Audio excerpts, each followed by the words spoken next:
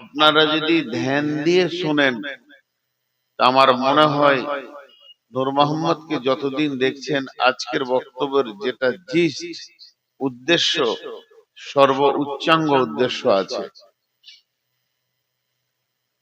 আপনি আমি একটা জিনিস সবসময় ধ্যান ধারণায় রেখেছি, সেটা হচ্ছে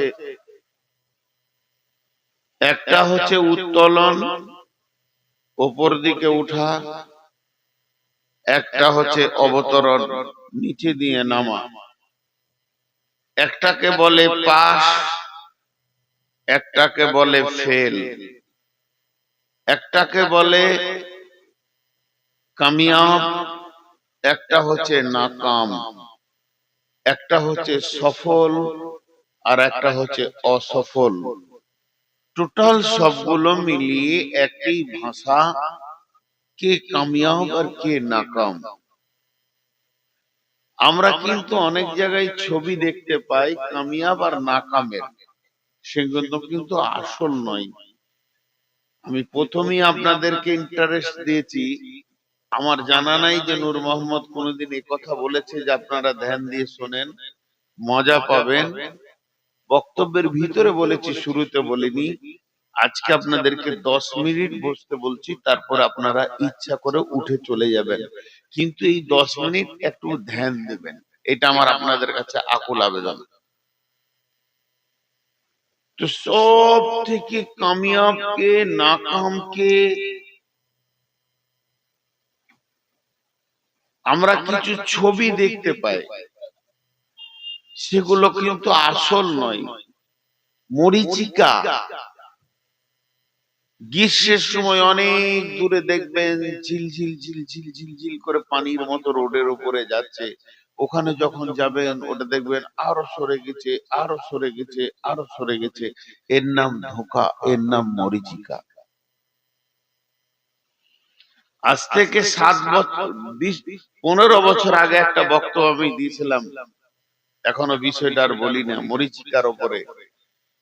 যে ধোঁকা মানুষ খায় কিন্তু পেট ভরে না, ধোঁকা দেখা যায় না, ধোঁকার স্বাদ নাই, ধোঁকা কেমন এটা কেউ বুঝে না, কিন্তু মানুষ খায়, ধোঁকা খায়, ধোঁকা খাওয়া যায়, কিন্তু আসলটা খুঁজে পাওয়া বড় মুশকিল হয়ে যায়।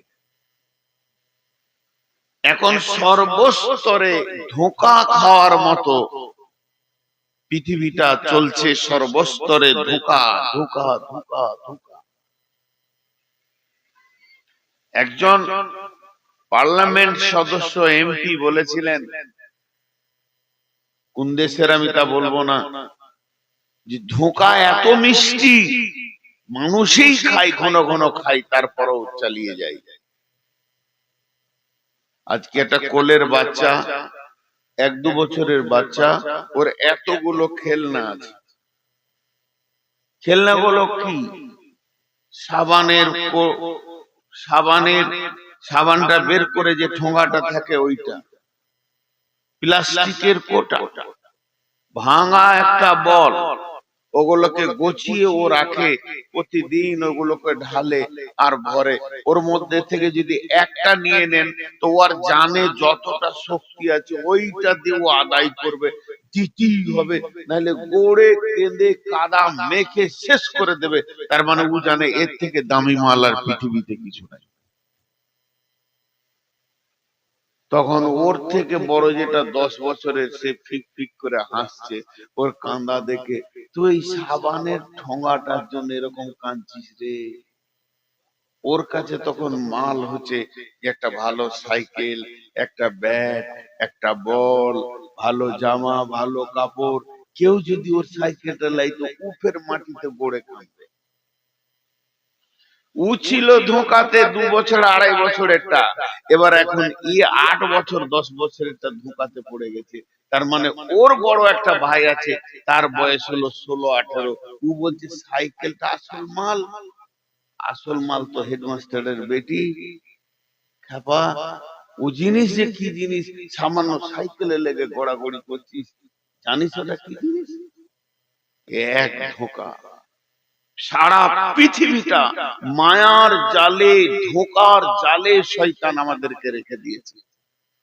এবার যার বিয়ে হয়েছে, সন্তান হয়নি, 9 বছর ধরে খালি ডাক্তারখানায় খানায় ঘুরছে, ও বলছে বউ অত মজার জিনিস লয়, তার থেকে সন্তান আরো মজার জিনিস।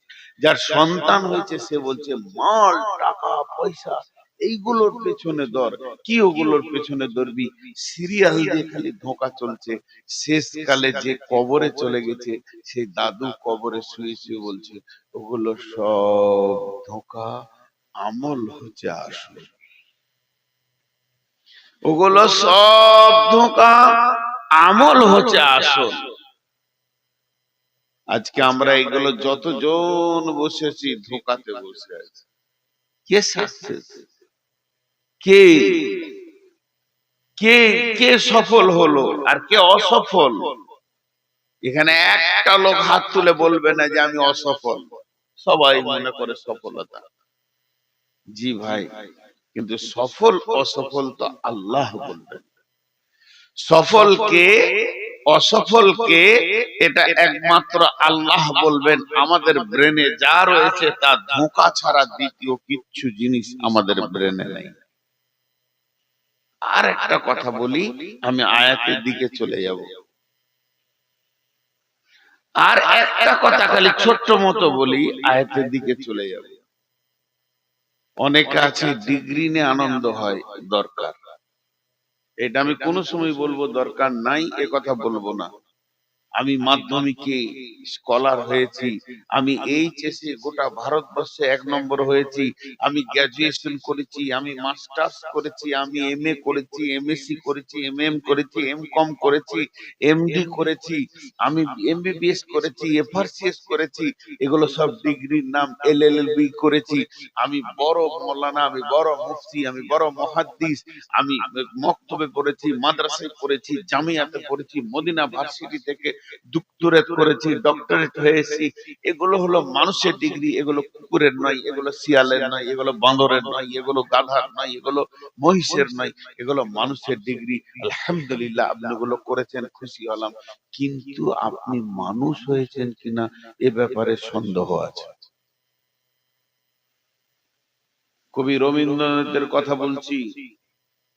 কবি রবীন্দ্রনাথ বলছে তুমি হতে পারো দৈত্য দানব, তুমি হতে পারো বিরাট ইঞ্জিনিয়ার, এটা আমার স্বীকার করতে কোনো অসুবিধা নাই। আমি স্বীকার করছি তুমি বড় ইঞ্জিনিয়ার, কিন্তু তুমি মানুষ কিনা এই ব্যাপারে আমার সন্দেহ আছে। ইঞ্জিনিয়ার হওয়া আসান, মাওলানা হওয়া আসান, মুফতি হওয়া আসান, পৃথিবীর যত ডিগ্রি আছে সবগুলো হওয়া আসান, কিন্তু মানুষ হওয়া বড় কঠিন। মানুষ হওয়া বড় কঠিন। এবার আল্লাহ বলছেন বিসমিল্লাহির রহমানির রহিম فأما من أوتي كتابه بيمينه فسوف يحاسب حسابا يسيرا وينقلب إلى أهله مسرورا وأما من أوتي كتابه وراء ظهره فسوف يدعو ثبورا ويصلى سعيرا। আপনাদের সামনে কামিয়াবের আয়াত পড়লাম, খালি একটুকু আপনারা আমার সঙ্গে ধ্যান দিবেন। একটুকু যারা মনোযোগ দিয়ে শুনছেন, আমি আল্লাহর কাছে এটা বিশ্বাস করি, আল্লাহর উপরে আমার ভরসা আছে, কিছু পাবেন না। ভাইরা আমার, আল্লাহ তাবারাক ওয়া তাআলা বললেন সব থেকে বড় সাকসেস কে, সব থেকে বড় লাভবান কে?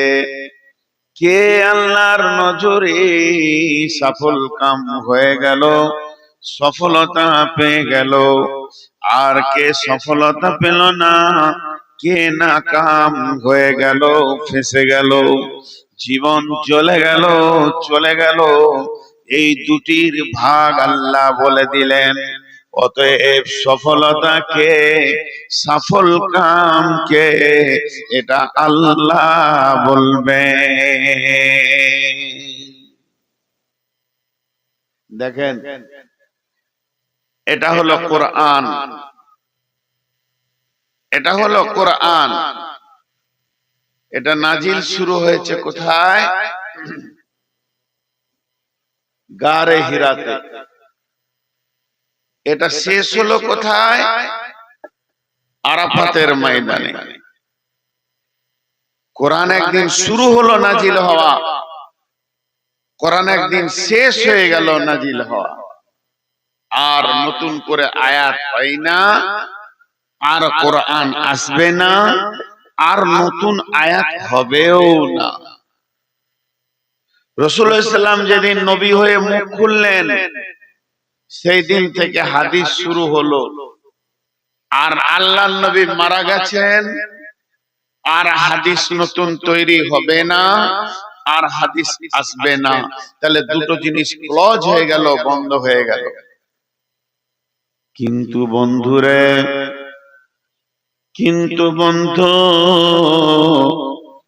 আজ থেকে 1450 বছর আগে, একদিন দুদিন নয়, 1450 বছর আগে আল্লাহ তার বান্দাদেরকে সফলতার ডাক দিয়েছেন।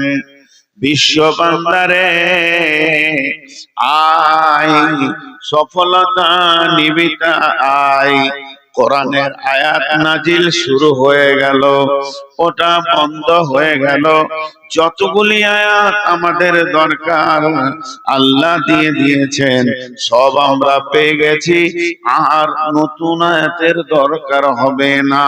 তেমনি নবীজিকে দিয়ে যতগুলো হাদিস প্রয়োজন ছিল কমপ্লিট হয়ে গেল। আর আমাদের নবী পৃথিবীতে আসবেন না, নতুন হাদিস তৈরি হবে না। কিন্তু সেই জামানা থেকে একটা সফলতার ডাক আল্লাহ তার আর এক বান্দাকে দেয়।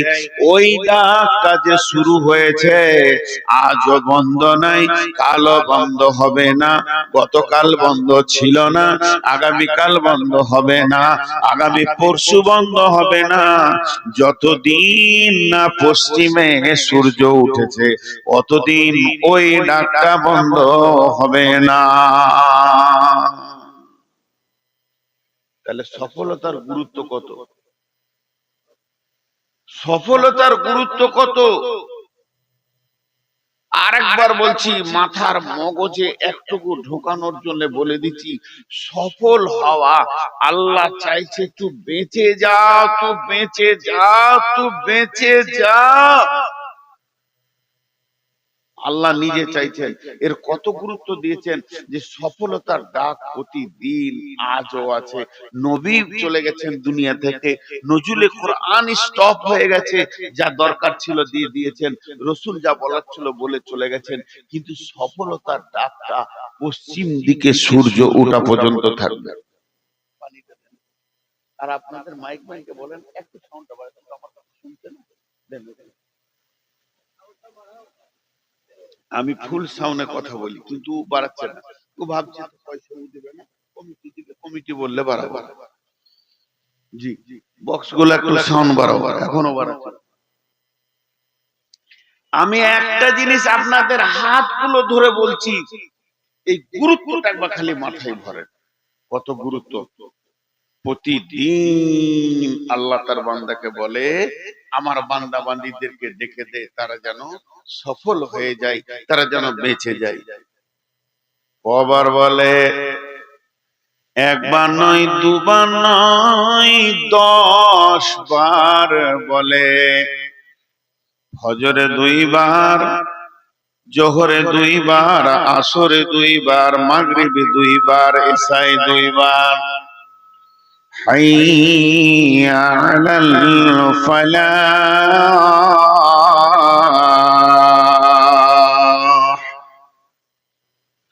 হাইয়া আলাল ফালাহ।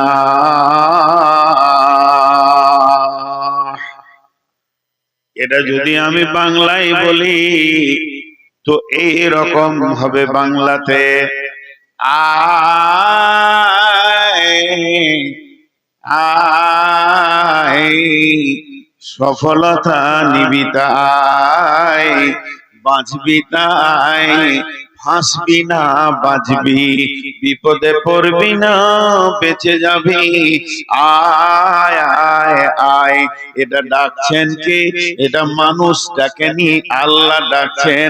তারা এক গোলামকে দিয়ে বলছে, আমার যে গোলামগুলো ফেঁসে রয়েছে, বিপদের মধ্যে রয়েছে, তারা বুঝতে পারছে না বিপদের রাস্তাতে হাঁটতে রয়েছে, তাদের অসফলতা যখন দেখবে তারা তখন পস্তাবে। তা আমাকে যেন দোষ না দেয়, আমি প্রতিদিন আমার বান্দাদেরকে আর একটা বান্দাকে বলি, তুই ডেকে দে, তুই ডেকে দে। 10 বার ডাকা হয়, আয় আয় সফল কাম লিবি তো আয়।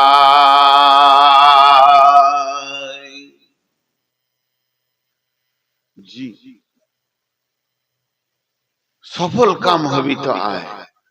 10 বার ডাকে। আল্লাহ বলছেন, ফাআম্মা মান উতিয়া কিতাবাহু বিয়ামিনিহি ফাসাউফা ইউহাসাবু হিসাবান ইয়াসীরা ওয়া ইয়ানকালিবু ইলা আহলিহি মাসরুরা। ওরে আমার বান্দারে, ওরে আমার বান্দিরে, তুমি একবার মাধ্যমিকে সার্টিফিকেট তুলেছো, একবার এইচএসে তুলেছো, একবার সার্টিফিকেট নিয়েছো তুমি উচ্চ মাধ্যমিকে, একবার নিয়েছো বিএ পাস করতে গিয়ে, একবার নেমেছো মাস্টার পাস করতে গিয়ে, একবার সার্টিফিকেট পেয়েছো তুমি আলেমে, একবার পেয়েছো তুমি ফাজেলে, একবার পেয়েছো এমডিতে, একবার পেয়েছো এমবিবিএসে। পৃথিবীর যত সার্টিফিকেট আছে সবগুলো যদি জমা করে দাও, আমি আল্লাহ তোমাকে সফলতা দিব না। আমার কাছে যদি সফলতা নিতে হয়, পৃথিবীর যতজন তোমাকে সার্টিফিকেট দিয়েছে আমি ওর ব্যাপারে কোনো কথা বলছি না। একদিন আমি সার্টিফিকেট দেব, ওইটা যেদিন তুমি ডান হাতে পাবে সেই দিন তুমি জেনে নাও তুমি সফল হয়ে গেছো, তুমি বেঁচে গেছো, বেঁচে গেছো। ওটা যদি বাম হাতে পড়ে যায় তাহলে তুমি ফেঁসে গেছো, ফেঁসে গেছো, ফেঁসে গেছো।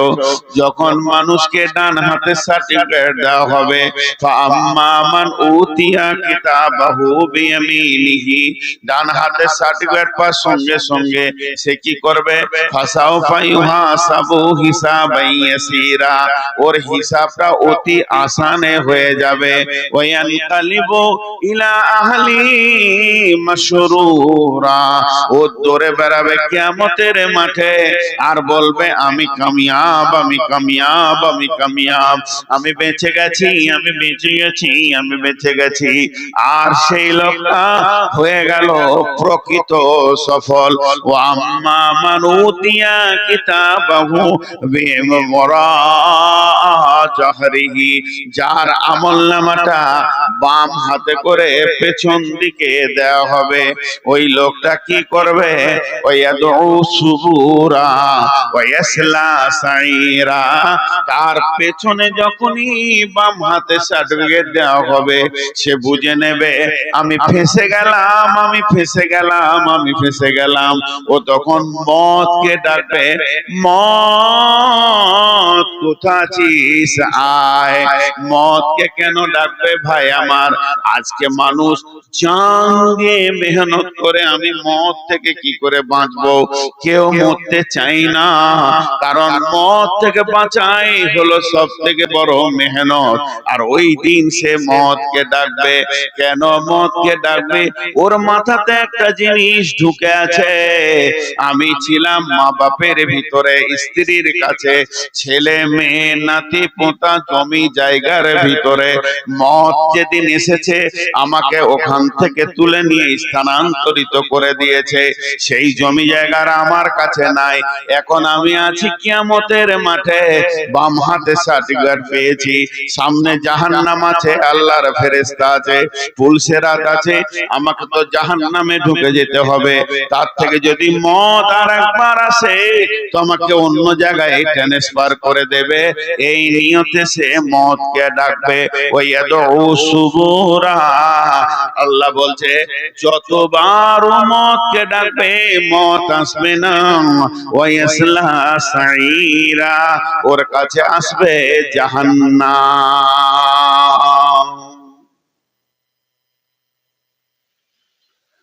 সফল তো সেই দিন বোঝা যাবে। এটা মনে হয় ঈদগাহ। একজন বিরাট দার্শনিক লিখছেন মুসলমানদের ঈদ হচ্ছে যখন তার পাটা জান্নাতের চৌকাটায় ঢুকবে, সেইটাই আসল ঈদ। সেইটা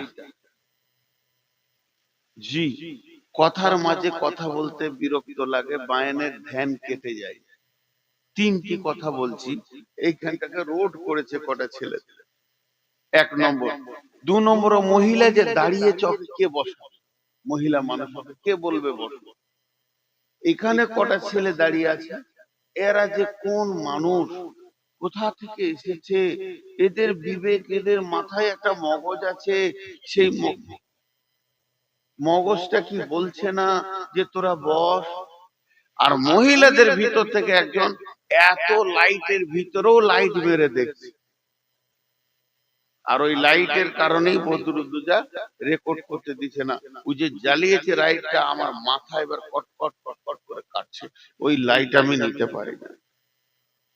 কে ওকে বুঝাবে যে তোর লাইটটা বন্ধ কর? কমিটির কেউ আছেন, জান দে ওকে বুঝান। ওই লাইট আমি নিতে পারি না। আল্লাহ ওকে যে কোন জিনিস তৈরি করেছে, আল্লাহ। তো আমার দিকে ধ্যান দেন। একটা উদাহরণ দিচ্ছি, উদাহরণটা মন দিয়ে শুনবেন। আমি বলেছি আজকের বক্তব্য সব থেকে উঁচু বক্তব্য। সফল হওয়া, জান্নাত যাওয়াটাই তো মেন। তো একটা কসম দিচ্ছি, এগুলা ভালো করে শুনেন। এই যে আমার ডান পাশে বসে আছে ভাই, উদাহরণ দিচ্ছি, এটা মিসালটা বুঝবেন। আমাকে বলছে মৌলানা সাহেব একটা মিষ্টি খান। আমি বললাম খাবো না। তারপরে বলছে না খান খান। বলছি ভাই আমার তো অনেক সুগার, আমি মিষ্টি খাবো না। দুবার ভালো করে বললাম, তিনবারে বারে বলছে না একটা খান। তখন আমাকে রাগ লেগে গেছে। বলছি তো আমি খাবো না, তো জোর করছো কেন তুমি? এবার চারবারে বলে বলছে এক পিস খান। এবার রাগ কত লাগে। তখন আমি বলছি আল্লাহর কসম আমি মিষ্টি খাবো না। এই কসমটা যখন খেলাম, ওই লোক বুঝে নিলে রেগে গেছে, কসম করেছে আর খাবে না। তখন বলছে মিষ্টি প্লেট নিয়ে চলে যাবে। কবার কসম খেলাম? কবার? যা মুখ খুলে না, কবার? একবার। হ্যাঁ?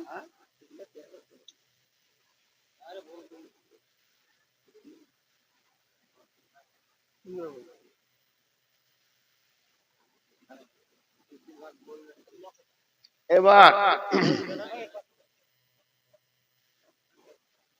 এবার এই যে মুরব্বী আমার পাশে বসে আছেন, খুব ধ্যান দিয়ে শুনবেন। দুটো কসমের কথা বলবো।